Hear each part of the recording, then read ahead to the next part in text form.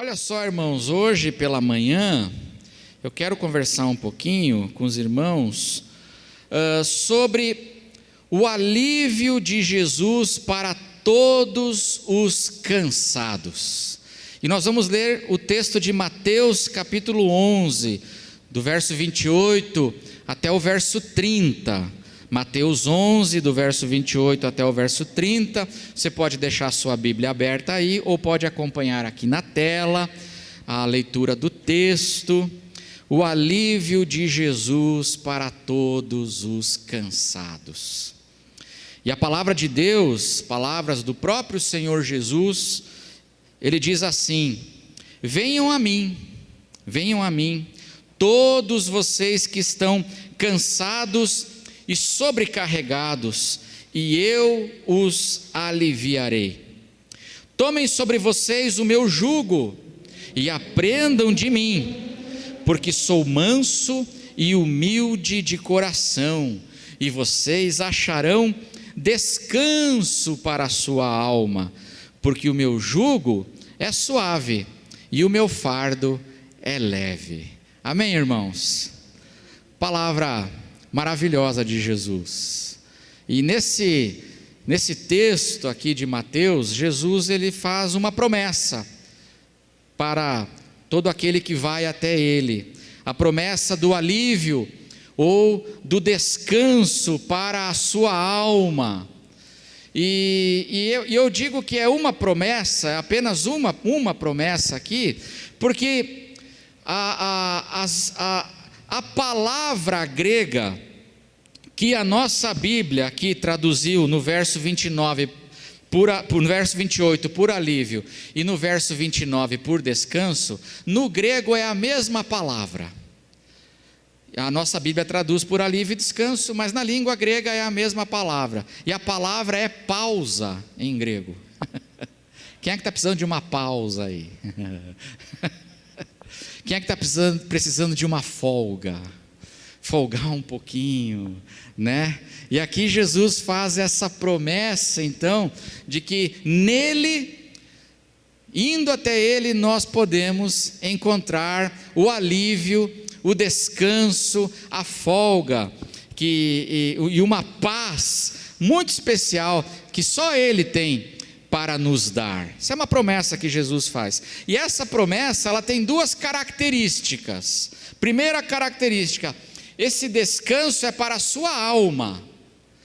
A palavra grega aqui para alma é a palavra psique, é um descanso para a mente, é um descanso interior, é uma paz para o nosso coração.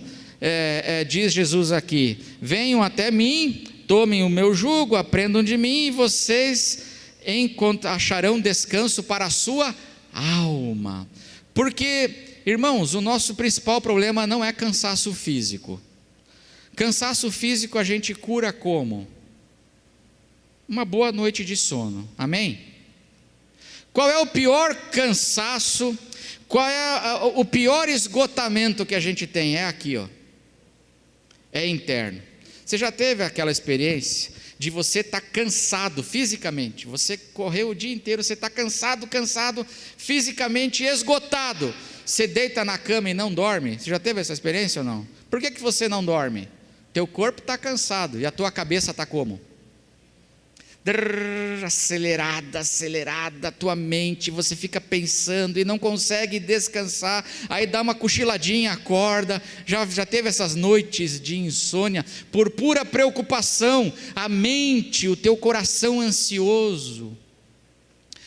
Primeira característica que Jesus promete aqui para nós é um alívio para a alma, é para a nossa mente, é paz por dentro. E a segunda característica dessa promessa é que essa promessa é para todos os cansados e sobrecarregados que vão até Jesus. O convite diz assim: venham a mim todos vocês que estão cansados e sobrecarregados. É uma promessa que está disponível e ela é real para todos. Mas a pergunta que eu queria ver com os irmãos hoje, e a questão é a seguinte: se essa promessa ela é para todos os cansados que vão até Jesus, por que tem muita gente, e talvez você se identifique agora, né? Porque eu me identifico muitas vezes. Por que tem muita gente que já veio para Jesus, mas não experimenta essa folga? Por que às vezes tem muita gente que já veio para Jesus, mas não encontrou esse descanso para a alma? Em outras palavras, tem muita gente que já entregou a vida para Jesus, já creu em Jesus, já veio para Jesus, mas continua se sentindo cansado, continua se sentindo esgotado, continua se sentindo sobrecarregado, sem energia, exausto, tudo pesado, sem vontade de continuar. Tem muita gente assim, mas a pessoa já veio para Jesus. Por que acontece isso, essa realidade na vida de muita gente? Sabe por quê, irmãos? Porque esse texto aqui ensina que Jesus aqui faz uma promessa, mas 3 convites. O texto que nós lemos tem uma promessa e tem 3 convites. Quais são os convites que Jesus faz aqui? E para nós encontrarmos o descanso para a nossa alma, nós temos que aceitar os 3 convites de Jesus. Quais são os convites que Jesus faz aqui? Vinde a mim. Qual é o segundo convite? Tomem, né? Verso 29, vou dar a cola aí, se a mídia quiser colocar a colinha ali. Verso 29, tomem sobre vocês o meu jugo. Esse é o segundo convite. Qual é o terceiro convite? Aprendam de mim. Aprendam de mim. Em outras palavras, você tem que se tornar aluno de Jesus, discípulo dele. Você tem que se tornar aluno de Jesus. Qual é o problema, irmãos? Muitas vezes é que muita gente só aceita o primeiro convite. Amém? Tem muita gente que só aceita o primeiro convite e para aí. Pastor, eu vim para Jesus. Eu entreguei minha vida para Jesus. Eu criei em Jesus, mas eu não estou achando, eu não estou desfrutando dos benefícios e da promessa do Evangelho na minha vida. Eu vim para Jesus, mas eu não estou experimentando essas bênçãos que Jesus diz. Eu continuo, agora mudou assim, eu sou um cristão angustiado, eu sou um cristão perturbado, estou cansado, estou sobrecarregado, não tenho paz, não durmo, mas eu sou de Jesus. Por quê? Porque muita gente fica só no primeiro convite, e a pessoa, ela não dá o passo de aceitar os outros convites de Jesus, de tomar o jugo de Jesus e de se tornar um aluno de Jesus. Aprendam de mim. É muito interessante que aqui, Jesus, ele nos ensina que ele oferece o alívio pela via da transformação da nossa mente, do nosso entendimento e das nossas compreensões. Todo mundo precisa de alívio, irmãos. Amém? Todo ser humano precisa de alívio. Porque as exigências e os pesos da vida às vezes são muito grandes. O problema não está na necessidade de alívio, o problema está no mecanismo de alívio. Porque tem muita gente que está buscando alívio em tanta coisa que faz mais mal do que bem. Mas precisa de alívio, só que o mecanismo de alívio que muita gente está buscando, às vezes é um alívio instantâneo. É um alívio instantâneo, é uma droga, é o álcool, pode ser pornografia, pode ser fuga, pode ser tanta coisa que a pessoa vai e busca o seu alívio, e ela tem um alívio instantâneo. Só que isso faz mais mal do que bem a longo prazo. Porque não é errado eu precisar do alívio. E Jesus nos dá aqui o alívio de Jesus não é um alívio mágico, não é um alívio necessariamente imediato. O alívio de Jesus é pela via da transformação da nossa mente, pela renovação do nosso entendimento. Quando eu vou me tornando, eu pego o jugo de Jesus, me torno aluno de Jesus, e eu vou sendo transformado por dentro, e aí eu acho o descanso para a minha alma. Não é algo mágico, é algo que é fruto de transformação. Jesus aqui, ele usa uma parábola para falar sobre eu me tornar aluno dele, que é a parábola do jugo e do fardo. No verso 29 ele fala: tomem sobre vocês o meu jugo. No verso 30 ele diz: porque o meu jugo é o quê?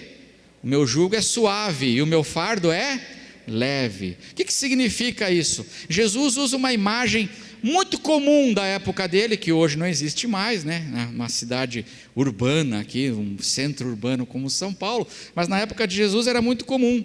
O que é o jugo? O jugo, ele era um instrumento de madeira que servia para unir e alinhar dois bois. Isso era o jugo. Em alguns lugares é chamado de canga, né? A canga, que é um instrumento que serve para unir e harmonizar, alinhar dois bois, de modo que quando eles estão unidos e alinhados, eles podem puxar a carroça que está cheia do quê? De pesos, a carroça que está cheia de fardos. E na época de Jesus era assim que eles transportavam as coisas, né? E Jesus usa essa ilustração: a carroça cheia de fardos de trigo, cheio de fardos de mercadoria. E se fosse do Império Romano, ia estar cheio lá das coisas do exército romano, toda aquela coisa, tudo puxado assim. E Jesus usa essa ilustração. E na época dele é interessante que o jugo, essa imagem do jugo, era uma ilustração também para a interpretação que os mestres da lei faziam da lei. Os mestres da lei, que eram fariseus, que eram escribas, o papel deles era fazer interpretações da lei. Como é que a gente faz para obedecer a lei no nosso dia a dia? E eles ficavam discutindo isso. Por exemplo, qual é o segundo grande mandamento da lei? Os irmãos lembram? Qual é o segundo grande mandamento da lei? Ame ao próximo, ame ao teu próximo como a si mesmo. Aí, os doutores da lei, que eram fariseus, que eram escribas, eles começavam a discutir: como é que a gente obedece esse mandamento? Por exemplo, quem é o meu próximo? Vocês lembram que um doutor da lei perguntou isso para Jesus? Na parábola do bom samaritano? Na parábola do bom samaritano, o doutor da lei pergunta para Jesus: quem é o meu próximo? Era o papel deles, eles faziam isso. E aí, eles começavam: quem é meu próximo? Meu próximo é todo mundo? Eu tenho que amar todo mundo? Aí, eu tenho que amar um romano? Aí um outro falava assim: não, eu acho que romano não, eu acho que próximo é só um judeu, só o judeu é próximo. Ah, tá, então a gente amar o próximo é só quando o próximo for um judeu. Aí o outro doutor levantava a mão e falava assim: mas e se o judeu for safado? Porque tem judeu que não é legal não. Por exemplo, publicano. Quem era o publicano? O publicano era um judeu que se vendeu para o Império Romano. Ele era muito mau, ele era judeu, mas ele cobrava para o Império Romano impostos dos judeus, de modo que a pergunta é: peraí, mas é todo judeu que eu tenho que amar? E o judeu que é publicano, eu tenho que amar o publicano? Aí os caras falavam assim: peraí, não, o publicano você pode odiar. Então, o próximo é o judeu que é piedoso e que frequenta a sinagoga, e vai estreitando. Esses eram os doutores da lei. E na época de Jesus, eles faziam isso, eles iam criando interpretações. E o conjunto de interpretações desses homens religiosos, ele era chamado então de jugo. Esse conjunto de interpretações era o jugo. E na época de Jesus, quando alguém dizia tomar o jugo, significava a decisão de alguém de se submeter aos ensinos e interpretações que os mestres da lei faziam da lei. Amém? Outras palavras, o que Jesus está dizendo aqui? Para aquele contexto e para mim e para você hoje. Jesus está dizendo assim: você está cansado? Você está precisando de uma pausa? E você quer achar descanso para a sua alma? Então venha a mim. Venha a mim, mas não é só isso. Você precisa vir a mim. Mas você também tem que se tornar meu aluno. Você tem que aprender de mim e você tem que tomar sobre você o meu jugo. Você não pode vir a mim e querer descanso enquanto você vem para mim, mas você fica unido e alinhado com o jugo dos fariseus e dos escribas e dos religiosos legalistas, da religião legalista. Você não vai encontrar descanso assim. Você tem que vir a mim, aí você tem que começar a se tornar meu aluno e tem que se submeter agora ao meu ensino, à minha interpretação de Jesus. Sabe por quê? Porque o jugo dos fariseus é pesado. A carroça deles lá está cheia de fardos pesadíssimos e impossíveis de se levar. Impossível. Da religião legalista, é tanta regra, fica tudo tão pesado, e aí você não consegue encontrar descanso. Você está comigo, mas você não tem descanso, porque você está comigo, só que você está comigo, só que você está andando debaixo do jugo dos escribas, dos doutores da lei. Isso não vai dar certo. Eu pergunto para você, isso não acontece hoje em dia, irmãos? Acontece ou não acontece? Acontece demais. Pessoas que amam Jesus, querem servir Jesus, vão até Jesus, e aí muitas vezes caem dentro de um sistema, de um conjunto de interpretações que são religiosas, que não tem nada a ver com Deus, com o que Deus pede, e aí fica tudo pesado, e a pessoa fala assim: puxa, eu vim para Jesus e eu não estou encontrando aqui esse descanso, porque Jesus fala assim: pois é, o problema é que você veio, você só veio a mim, agora você tem que começar a trocar de jugo, você vai ter que trocar de jugo, filho. E para você se submeter ao meu jugo, você tem que tirar um jugo, você tem que pôr fora, você vai ter que tirar jugos, interpretações, pesos, porque a carroça do sistema religioso, muitas vezes ela está carregadíssima de fardos e pesos, de coisas que Deus nunca pediu. Por exemplo, filho mais velho da parábola do filho pródigo, lembra o irmão mais velho da parábola?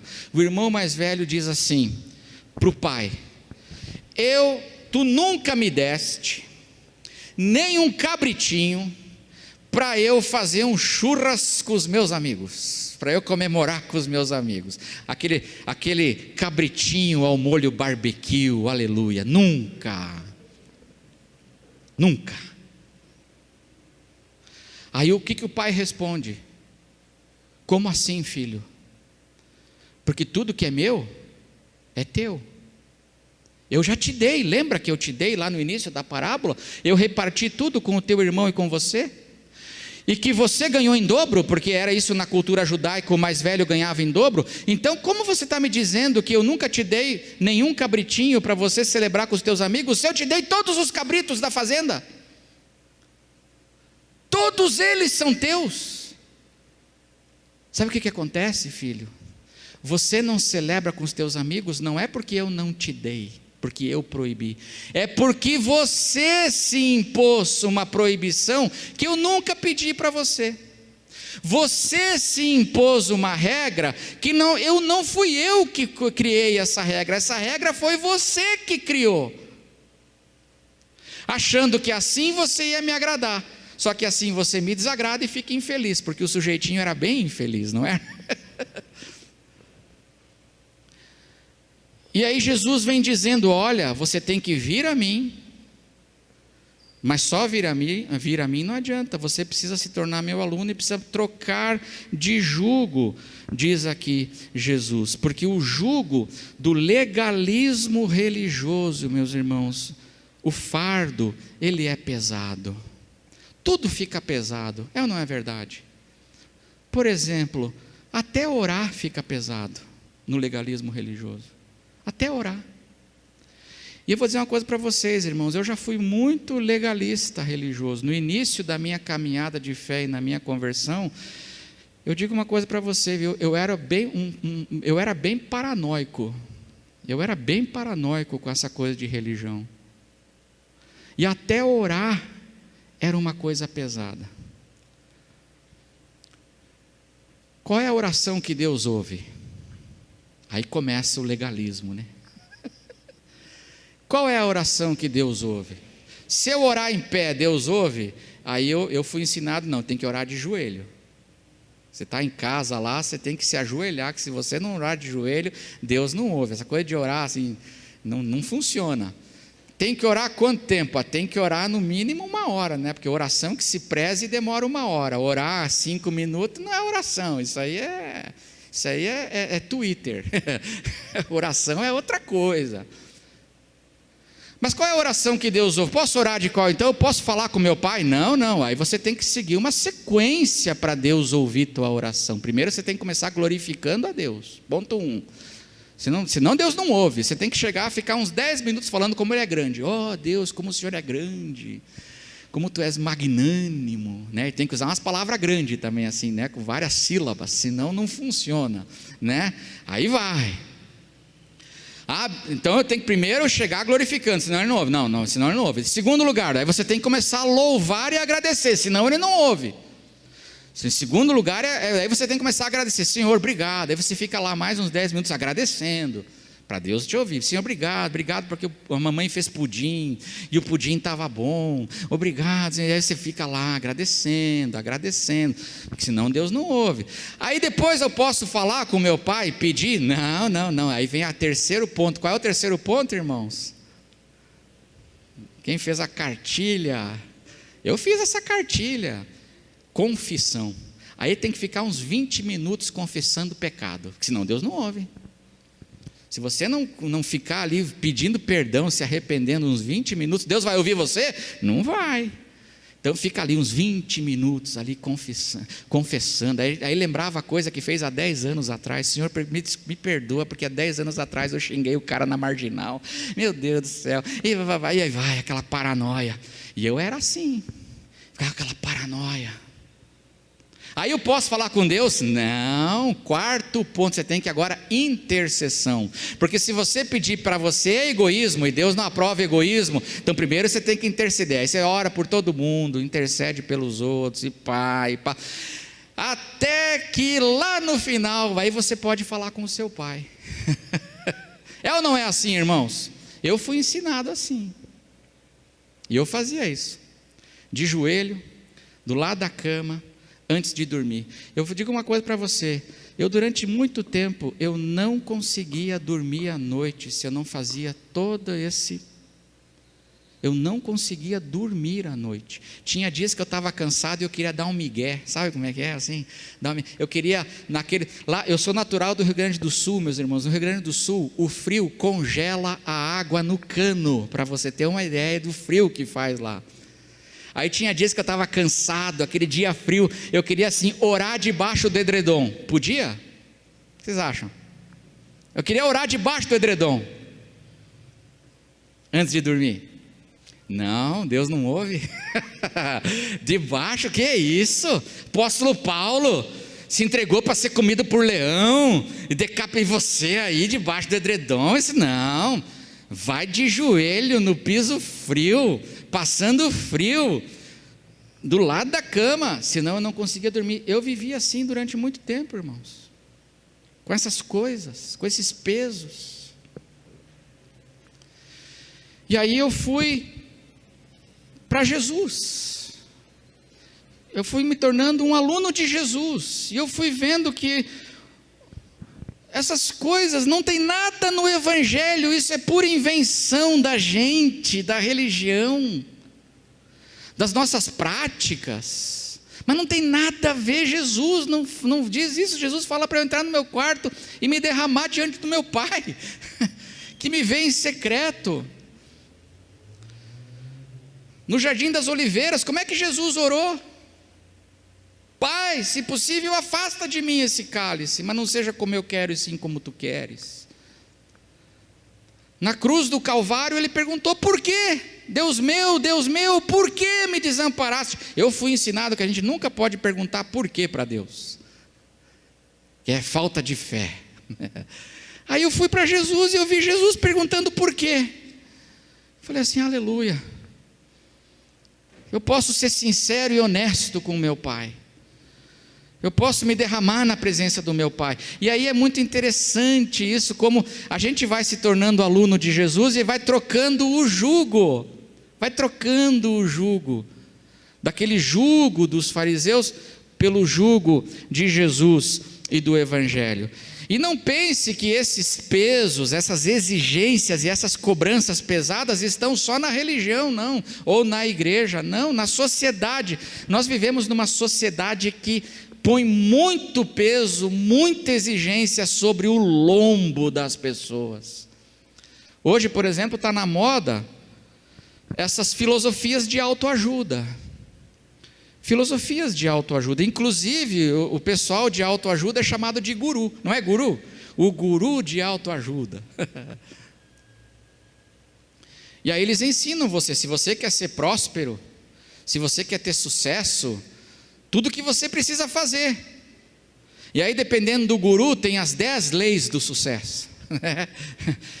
O outro guru fala das 20 leis do sucesso. Mas você tem que se adequar a um monte de coisas, senão você vai ser esse nada que você é e vai continuar sendo para sempre. É assim que é tratado. Você quer ter sucesso? Você tem que ser positivo todos os dias, o tempo inteiro. Você tem que acordar, amanhã de manhã é segunda, você tem que acordar amanhã de manhã segunda-feira, abrir a janela e gritar assim: bom dia, sol! Cara, quem é que segunda-feira de manhã consegue fazer? Fala para mim. Acordar assim, segunda-feira de manhã. Se eu fosse teu vizinho, eu ia abrir a janela e falar assim: cala a boca, não perturba. E é aquela coisa, você quer ter sucesso? Porque o que é sucesso, né? Sucesso é ter uma Land Rover na garagem. Se você tem uma Land Rover na garagem, quem é que tem Land Rover? Não precisa levantar a mão, não, né? Se você tem uma Land Rover na garagem, você tem sucesso. Para eu ter a Land Rover, você tem que pôr uma foto da Land Rover na geladeira, assim, para você visualizar. E aí você fica positivo, você tem que ter foco, você tem que ser focado, você tem que ter plano, você tem que ter meta, tudo muito bem especificado, e você tem que ir atrás, e meu Deus, e tem um monte de gente angustiada, culpada, porque entra nesses ritmos. Está tudo na sociedade, a sociedade põe de culpa. Por exemplo, irmão, propaganda e marketing. Qual é a função da propaganda e do marketing? Qual é a função? Eu anotei aqui: função do marketing é convencer você que sua vida está toda errada. Essa é a função do marketing. Seu cabelo está errado, você precisa comprar o nosso shampoo. Porque o seu cabelo, com esse, não, se você quer ter sucesso, uma Land Rover na garagem, você tem que comprar o nosso shampoo. Sua barriga está errada, com essa barriga, não vai rolar, irmão. Aí tem que comprar a comida, a sua comida que você come está errada, o seu carro que você dirige é o carro errado, você tem que comprar o nosso carro. E a função é toda de dizer para que a tua vida toda está errada. Peso, exigências, são filosofias, são jugos, centenas de jugos. Aí eu venho para Jesus, mas eu não me torno um aluno de Jesus. Eu estou com Jesus, mas estou vivendo debaixo desses jugos, dessas cobranças, desses pesos, aquela carroça lá, eu estou puxando uma carroça cheia de coisa,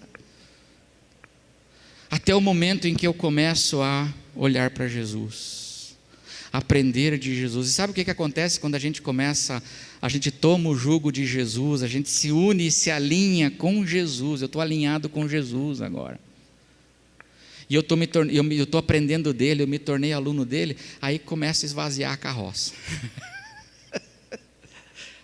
É saco de cimento que você começa a jogar fora, mas não precisa disso, isso aqui é coisa tua, filho, abre mão, joga fora, e você começa a aliviar, porque o meu jugo é suave e o meu fardo é leve. E você começa a respirar.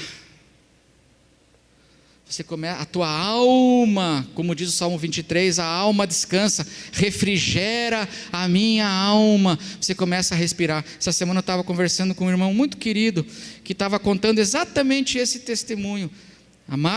Ama Jesus, quer servir a Jesus, mas lá no início da sua caminhada de fé, foi para uma igreja, e era uma igreja boa no início, mas a igreja foi se tornando legalista, pesada, tudo, e aquilo foi ficando muito pesado, muito horrível, não tinha mais nada a ver com Jesus, tinha a ver só com o jugo dos escribas e dos fariseus, aquele controle, aquela opressão, aquele peso. Chegou um ponto que a pessoa, até para trocar de carro, precisava orar para Deus e pedir permissão para o líder. Posso trocar de carro? Não, como assim? É isso que Deus quer? Não. Aí, o que acontece? Deixa eu aprender de Jesus. E quando a gente se alinha com Jesus, a gente começa a ter esse alívio. Esse é o caminho, é o convite de Jesus. Por que não temos alívio muitas vezes, irmãos? Por que a gente carrega tanto peso, tanta culpa, tanta cobrança, tanta coisa? Não temos o alívio. Estou com Jesus, não tenho alívio, é por causa disso. Porque eu vim para Jesus, mas eu tenho que aceitar os outros dois convites. Me submeter ao ensino de Jesus, ao olhar de Jesus para tudo, e me tornar aluno dele. E a promessa é: e aí vocês vão achar descanso para a sua alma. E eu quero encerrar essa mensagem destacando aqui um detalhe dessa palavra de Jesus. Um detalhe que Jesus coloca aqui. Ele diz no verso 29, e acharão descanso para a sua alma. E aí no verso 30, eu vou pedir para colocar o verso 30, isso. Vamos ler juntos o verso 30? Porque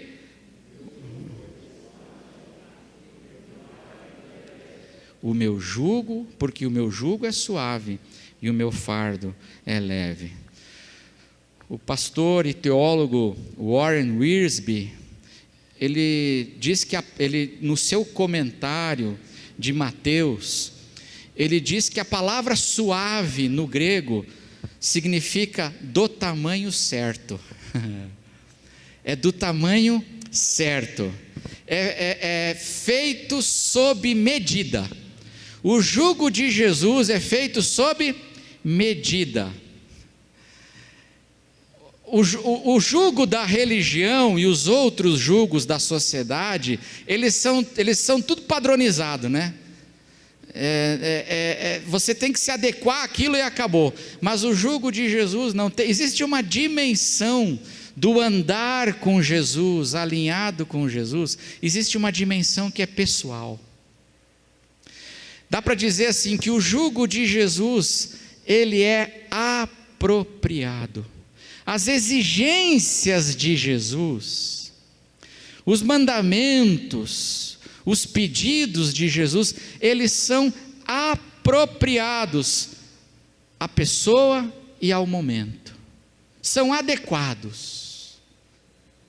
Exemplos disso, por exemplo, Jesus teve encontro com 2 publicanos nomeados no Evangelho, Mateus e Zaqueu, não é verdade? Os 2 eram chefes dos publicanos, Mateus e Zaqueu. Jesus pediu coisas para Mateus que ele não pediu para Zaqueu. Para Mateus, ele pediu que Mateus deixasse a carreira dele, deixasse a empresa e deixasse a carreira. Ele pediu para Zaqueu deixar a carreira e a empresa?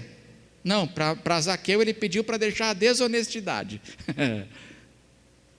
Mas o Zaqueu continuou com a carreira, Mateus virou apóstolo. Porque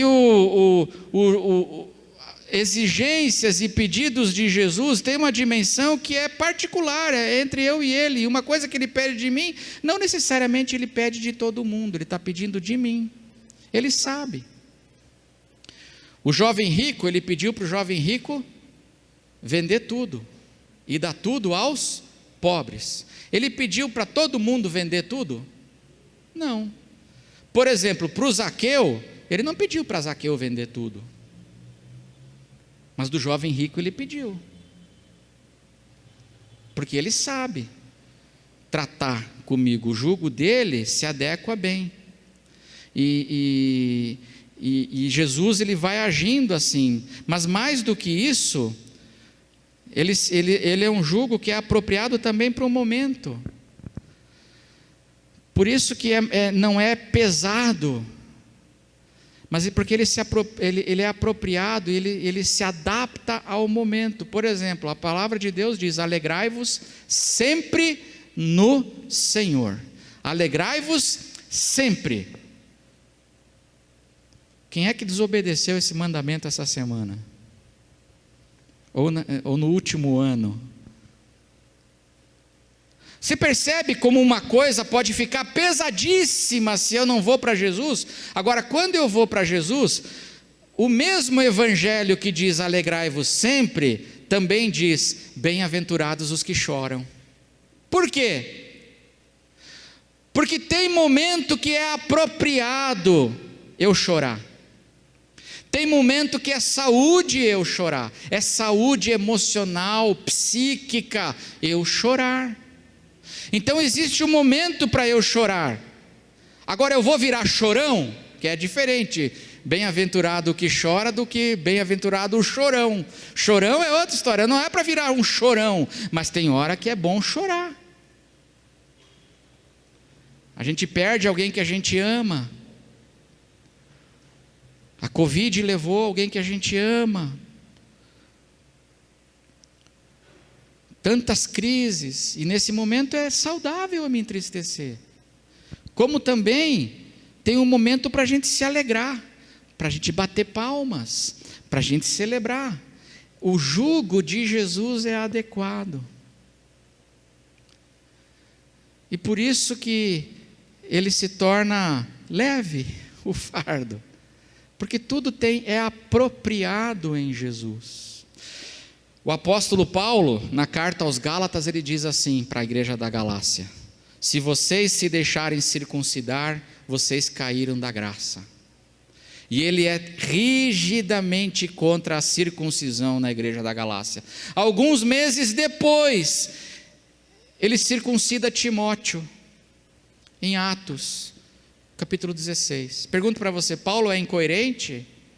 Paulo estava sendo incoerente porque para os Gálatas ele é terminantemente contra que eles se circuncidem. E depois, alguns meses depois, ele circuncida Timóteo. O cara, o quê?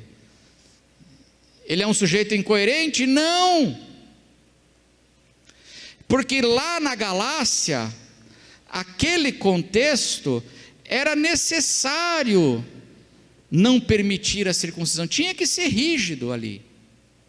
Depois, no outro contexto, é uma outra situação que agora exige de mim uma outra atitude: vamos circuncidar Timóteo. É o mesmo tema, mas que dependendo da circunstância, a minha ação e a minha decisão tem que ser diferente. A religião é tudo padronizado. Religião tem que circuncidar todo mundo o tempo inteiro. No Evangelho a gente tem que ver o momento, é apropriado ou não fazer isso. Porque uma coisa que é boa agora pode se tornar ruim amanhã, irmão, a mesma coisa. Hoje a minha insistência é perseverança. Amanhã pode ter virado teimosia. Qual é a diferença entre perseverança e teimosia?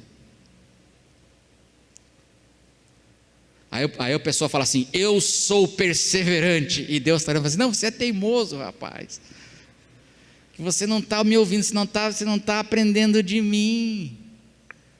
Tem hora que a gente tem que fazer, tem hora que a gente tem que deixar.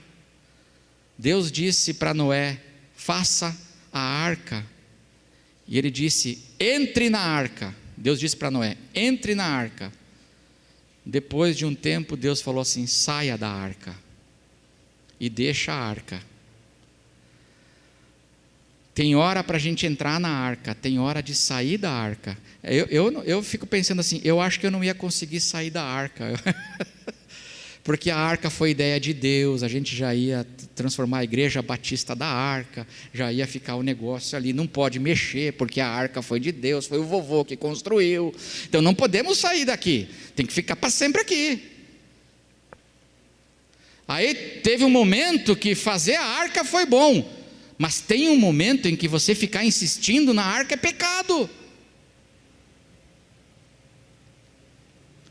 E é quando eu tomo o jugo de Jesus é que eu começo a compreender isso, porque o jugo de Jesus é o quê? É suave. O jugo de Jesus, ele se encaixa, ele é apropriado para a pessoa e para o momento. E eu encerro dizendo o seguinte: quando Jesus pede de mim algo que é pesado, porque às vezes o Senhor Jesus pede da gente coisas que são o quê? Compromissos que são pesados. Às vezes o Senhor pede da gente sim, mas qual é a diferença entre Jesus e os fariseus e a religião dos fariseus? É que Jesus me ajuda a carregar, porque eu estou alinhado com Ele. Quando Ele pede algo de mim, que é um sacrifício imenso, Ele me dá força, Ele está comigo, Ele me capacita para a gente realizar aquela missão, aquela tarefa, aquele desafio. Ele capacita porque Ele está comigo. Os fariseus, Jesus disse assim: vocês atam fardos pesados sobre o lombo dos homens, e vocês nem com o dedinho ajudam a carregar. A diferença entre Jesus e a religião é que se Jesus pede, Jesus permite, por exemplo, que uma dor chegue na minha vida, Jesus permite que uma doença chegue, que um problema, se Ele permite, e é Ele permitindo, eu estou debaixo, eu estou alinhado com Ele, unido com Ele, Ele me ajuda a puxar, Ele me capacita, Ele me dá graça, e a gente vence e atravessa. Amém, irmãos? Então, você que veio para Jesus, veja se você também não precisa se tornar aluno de Jesus e vir para debaixo do jugo do Senhor na tua vida. Amém? Vamos orar. Quero convidar os irmãos do louvor para virem aqui. Nós vamos encerrar o nosso culto.